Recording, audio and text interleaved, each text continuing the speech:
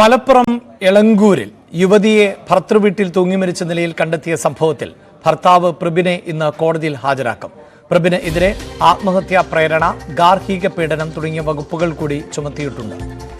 വിഷ്ണുജയ്ക്ക് സൗന്ദര്യം കുറവെന്ന് പറഞ്ഞ് ഭർത്താവ് പീഡിപ്പിച്ചിരുന്നുവെന്ന് കുടുംബം ആരോപിച്ചിരുന്നു. വിഷ്ണുജ കടുത്ത പീഡനങ്ങൾ നേരിട്ടതായി സുഹൃത്തുക്കളും പറയുന്നു. ഉപദ്രവിക്കായിരുന്നു. അവള് കഴുത്തിനേറി പിടിക്കുകയൊക്കെ ചെയ്തിരുന്നു ഭയങ്കരമായിട്ട്. അതേപോലെ തന്നെ അടിക്കുകയും ഒക്കെ ചെയ്യുമായിരുന്നു. മാനസികമായിട്ട് ശാരീരികമായിട്ട് ഒരുപാട് അവളെ ബുദ്ധിമുട്ടിച്ചിട്ടുണ്ട്. അവൾ എന്നോട് ഷെയർ ചെയ്യായിരുന്നു. അത് കുറേ കഴിഞ്ഞിട്ട് അവൾക്ക് പറ്റുന്നില്ല എന്ന് കാണുമ്പോഴായിരുന്നു അവൾ എന്നോടെല്ലാം ഷെയർ ചെയ്തുകൊണ്ടിരുന്നത്. അപ്പോഴൊക്കെ ഞാൻ പറയും, നീ ഇന്ന് തിരിച്ചു പോരെ, വീട്ടിലാണെങ്കിൽ അവളെ സ്വീകരിക്കും. ഒരിക്കലും അവരുടെ ഫാമിലി അങ്ങനെയുള്ള ആളല്ല. അപ്പം ഞാൻ പറഞ്ഞു, നീ നമുക്ക് റെഡിയാക്കാം, ജോലിയല്ലേ, അവർക്ക് ജോലി ഇല്ല എന്നുള്ളതിൻ്റെ ഒരു ബുദ്ധിമുട്ടുണ്ടായിരുന്നു. ജോലി കിട്ടിയിട്ട് എല്ലാം ശരിയാവുമല്ലോ. കാരണം പ്രായമായിട്ടുള്ള അച്ഛനും അമ്മയൊക്കെയാണ്, അവരെ നോക്കാൻ ഇനി വേറെ 3 പെൺമക്കളാണുള്ളത്. അവളെ ജോലിയായിട്ട് ഞാൻ ഇതെല്ലാം നിർത്തി പോരും എന്നുള്ള രീതിയിലൊക്കെ പറയായിരുന്നു. പിന്നെ വേറെ ഇതുണ്ട്, അയാള് വാട്സപ്പ് അവളുടെ കണക്റ്റഡായിരുന്നു. വാട്സപ്പിലൊന്നും അവളൊരിക്കലും ഞങ്ങളോട് ഫ്രീ ആയിട്ട് സംസാരിച്ചിട്ടുണ്ടായിരുന്നില്ല. അയാൾ അറിയാണ്ട് ടെലിഗ്രാമിലൊക്കെ ആയിരുന്നു ഞങ്ങൾ കോണ്ടാക്ട് ചെയ്തുകൊണ്ടിരുന്നത്. എന്നിട്ട് അയാൾ ഇടയ്ക്ക് അവളെ നമ്പറിൽ നിന്ന് മെസ്സേജ് അയക്കും. ഇനിയിപ്പോൾ അവളെന്തേലും അയാളെക്കുറിച്ച് ഞങ്ങളോട് പറഞ്ഞിട്ടുണ്ടോയെന്ന് അറിയാം. അതുപോലെ തന്നെ വിളിച്ച് ഫോൺ സ്പീക്കറിൽ ഇട്ടിട്ട് അവളെ നിർബന്ധിക്കാറുണ്ടായിരുന്നു സംസാരിക്കാൻ. അയാളുള്ളത് അറിയിക്കാണ്ട് അവളെ ഭയങ്കരമായിട്ട് നിർബന്ധിക്കും ഞങ്ങളോട് സംസാരിക്കാൻ. CV അനുമോദാണ് വാർത്തയുടെ വിശദാംശങ്ങളുമായി ചേരുന്നത്. അനുമോദ്, ഈ മരണം അതിന് കാരണം ഭർത്താവ് തന്നെ എന്നാണ് സുഹൃത്തുക്കളടക്കം ഇപ്പോൾ പുറത്തു പറയുന്നത്. നേരത്തെ സൗന്ദര്യം കുറവാണ് എന്ന് പറഞ്ഞുകൊണ്ട് ആക്ഷേപിച്ചിരുന്നു എന്നതിനപ്പുറത്ത് വലിയ പീഡനം നേരിട്ടിരുന്നു ഈ പെൺകുട്ടി എന്നത് തന്നെയാണ് ഈ സുഹൃത്തുക്കളുടെ പ്രതികരണത്തിൽ നിന്ന് മനസ്സിലാക്കേണ്ടത്. അവരുടെ സ്വകാര്യതയെപ്പോലും മാനിച്ചിരുന്നില്ല. വാട്സപ്പ് കണക്റ്റഡ് ആയിരുന്നു, ആരൊക്കെയായിട്ടാണ് ആശയവിനിമയം നടത്തുന്നത് എന്നതെല്ലാം ഈ ഭർത്താവ് നിരീക്ഷിച്ചിരുന്നു. അതുകൊണ്ട് തന്നെ തനിക്കുണ്ടാകുന്ന ബുദ്ധിമുട്ടുകൾ മറ്റാരോടും പറയാൻ പറ്റാത്ത അവസ്ഥയിൽ കൂടിയായിരുന്നു ഈ പെൺകുട്ടി എന്നാണല്ലോ നമുക്ക് മനസ്സിലാക്കേണ്ടത്.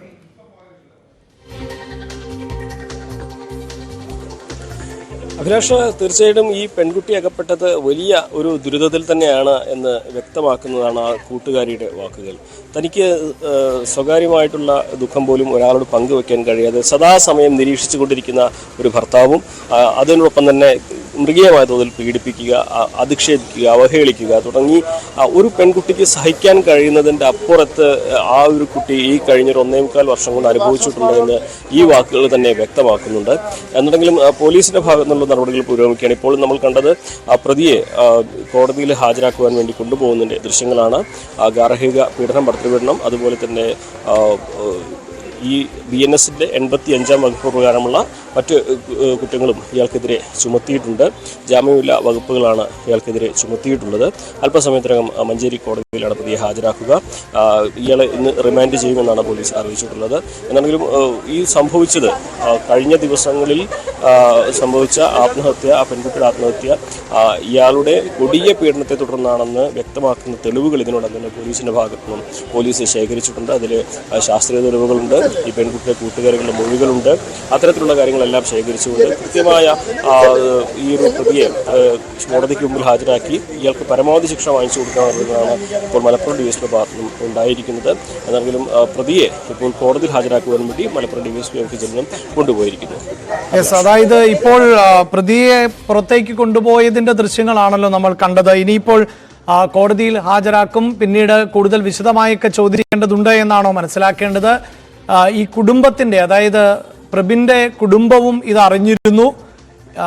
മകൻ ഭാര്യയെ ഉപദ്രവിക്കുന്നതും പീഡിപ്പിക്കുന്നതുമൊക്കെ അറിഞ്ഞിരുന്നു എന്നാണല്ലോ നേരത്തെ റിപ്പോർട്ടുകൾ പുറത്തു വന്നിരുന്നത്. കുടുംബത്തിനും ഈ ആത്മഹത്യയിൽ പങ്കുണ്ട് എന്നാണോ ഇപ്പോൾ മനസ്സിലാക്കാൻ സാധിക്കുന്നത്? അനുമോദ്, നമ്മൾ ഈ കുടുംബവുമായി തന്നെ സംസാരിച്ചിരുന്നു. അപ്പോൾ ഇവർ തമ്മിൽ അഭിപ്രായ ഭിന്നത ഉണ്ടായിരുന്നു, ഐക്യത്തിലായിരുന്നില്ല എന്ന് കുടുംബത്തിന് അറിയാമായിരുന്നു. പക്ഷേ അത് ഇത്രമാത്രം വലിയ ഒരു ദുരന്തത്തിലേക്ക് എത്തുമെന്ന് അറിയില്ലായിരുന്നു എന്നൊരു വിശദീകരണമാണ് അവരുടെ ഭാഗത്ത് നിന്ന് ഉണ്ടായിട്ടുള്ളത്. ഏറ്റവും പ്രധാനപ്പെട്ട ഒരു കാര്യം, നിലവിൽ ഇയാൾ മാത്രമാണ് പ്രതിപട്ടികയിലുള്ളത്. കാരണം തെളിവുകളില്ലാതെ, കൃത്യമായ രേഖകളില്ലാതെ മറ്റാരെങ്കിലും ഇതിൽ പ്രതി ചേർക്കുന്നത് ഈ കേസിൻ്റെ തന്നെ മുന്നോട്ട് പോക്കിനെ ബാധിക്കുമെന്നുള്ളത് കൊണ്ടാണ് അത് തെളിവ് അനുസരിച്ച്, അന്വേഷണത്തിൻ്റെ പുരോഗതിക്കനുസരിച്ച് അത്തരം തീരുമാനങ്ങൾക്ക് പോകുമെന്ന് പോലീസ് അറിയിച്ചിട്ടുള്ളത്. നിലവിൽ പ്രബിൻ മാത്രമാണ് ഈ പ്രതിപട്ടികയിൽ ഉൾപ്പെട്ടിരിക്കുന്നത്. അതിന് പ്രധാനപ്പെട്ട കാരണം പ്രബിനെതിരെ മാത്രമാണ് ഇപ്പോൾ കൃത്യമായ തെളിവുകളും മൊഴികളും ഒക്കെ ഉള്ളത് എന്നതുകൊണ്ടാണ്.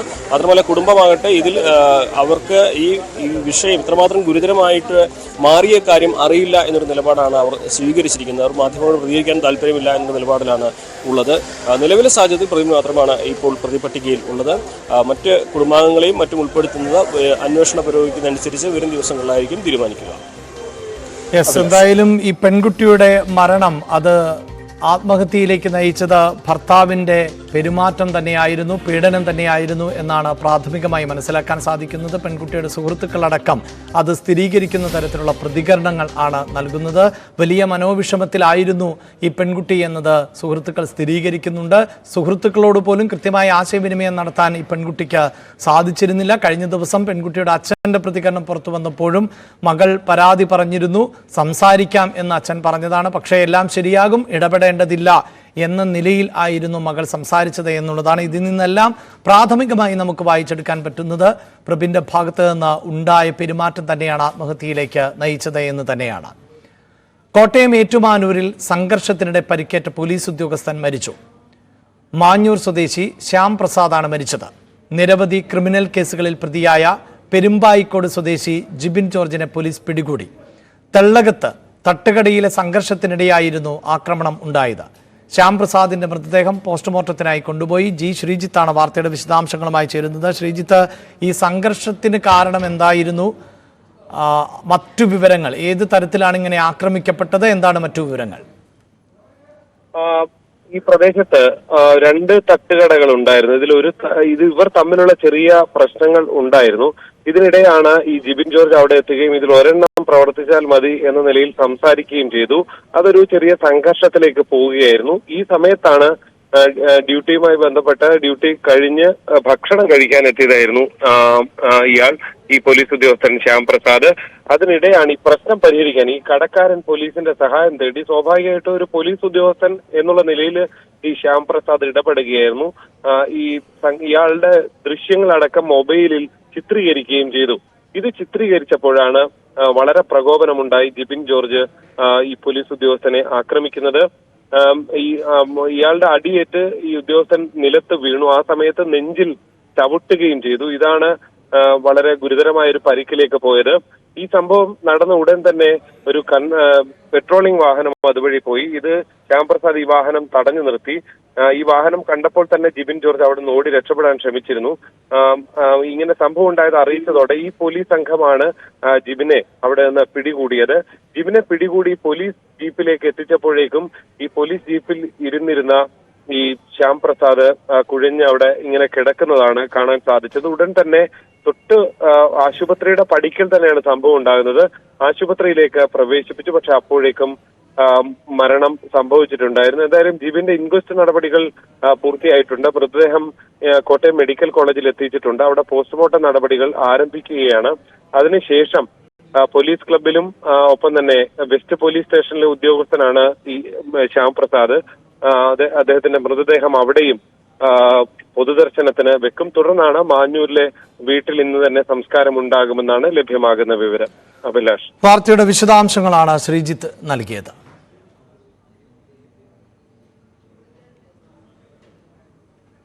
ഇടവേള.